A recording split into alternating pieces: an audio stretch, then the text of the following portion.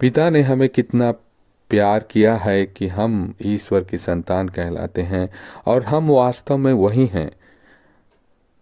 आज का ये सामर्थ्य वचन आपके जीवन में जीवित होकर एक बड़ी आशीष को पैदा कर चुका है।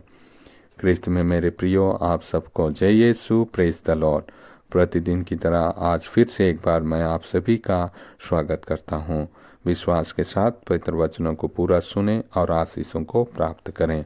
आज का वचन हम पढ़ते हैं संत यूहन्ना के पहले पत्र के अध्याय 3 और वचन 1 से, जहाँ प्रभु का वचन अभी हमने सुना। पिता ने हमें कितना प्यार किया है कि हम ईश्वर की संतान कहलाते हैं और वास्तव में हम वही हैं।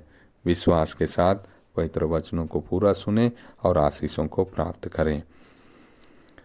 परमेश्वर ने मनुष्य को अपनी सूरत पर सीधा सीधा बनाया, सरल बनाया, परंतु मनुष्य ने उसे जटिल बना दिया।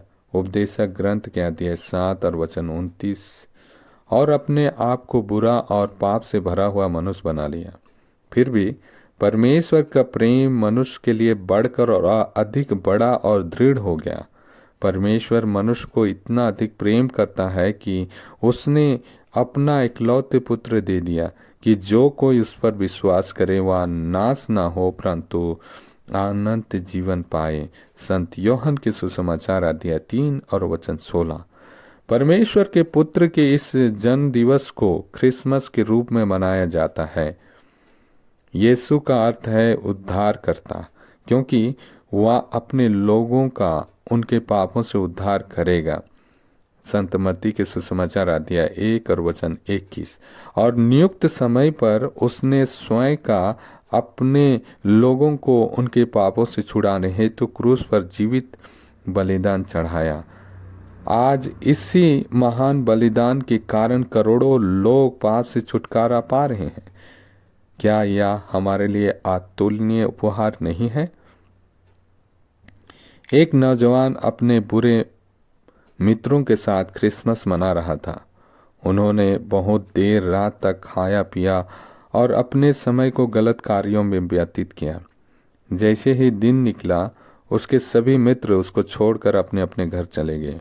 उसने अपने आप को फर्श पर निराशाजनक स्थिति में पड़ा हुआ पाया। उसी समय उसको एक दर्शन दिखाई दिया।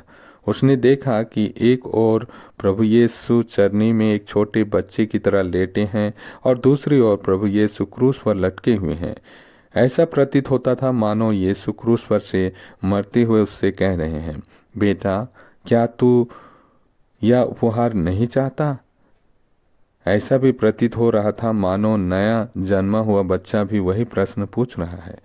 परंतु इस बात ने उनके दिल को छू लिया और वह रोते हुए चिल्लाया, मुझ पर हाय, मैं आज तक बुरा और पापों से भरा हुआ नौजवान व्यक्ति बना रहा। मैं कितना सामान्य सोचता था परमेश्वर के पुत्र का इस पृथ्वी पर जन्म लेने को और साथ ही क्रूस पर उसकी मृत्यु को। मैं इस अतुलनीय उपहार के महत्व को नहीं समझता था कि वह इस पृथ्वी को क्यों दिया गया। वह फूट फूट कर रोने लगा। उसी क्षण परमेश्वर ने ऊपर से लेकर उसका जीवन बदल डाला और वह परमेश्वर की संतान बन गया। जी हाँ मेरे प्रियो, क्या आप इस अतुलनीय उपहार की महानता का आपके जीवन में क्या उद्देश्य है जानते हैं? या फिर आप भी इस नौजवान के समान क्रिसमस सांसारिक तौर से मनाते हैं? परमेश्वर के सम्मुख रोकर कहें, प्रभु यीशु, मेरे सभी पापों को धो डाल और मुझे स्वच्छ कर, मेरे साथ रहें और आशीष दें। जैसे ही आप उसे पुकारेंगे और उसके नाम को महिमा देंगे, आप उद्धार के कुएं में से पानी बाहर निकालेंगे। नबी ईसाया के ग्रंथ के अध्याय 12 और वचन 3 और 4। आप अपने हृदय में आनंद मनाएंगे। आइए हम प्रार्थना करें। बहुमूल्य उद्धार करता, मेरे प्रभुओं के प्रभु और परमेश्वरों का परमेश्वर, आप इस संसार में हमारे पापों से हमें बचाने आए। आज ही से लेकर आगे तक आप मेरे हृदय में जन्म लें और अपने उद्धार का आनंद मुझे प्रदान करें। इस संसार में मुझे बदलकर अपना पात्र बनाकर इस्तेमाल करें, ताकि मैं आपके महान आनंद और सिद्ध शांति को दूसरों के साथ बांट सकूं। हमारे प्रभु यीशु के शांति देने वाले नाम से मैं प्रार्थना करता हूँ, आमीन। आप सबको क्रिसमस की ढेर सारी शुभकामनाएं। Happy Christmas. जय यीशु।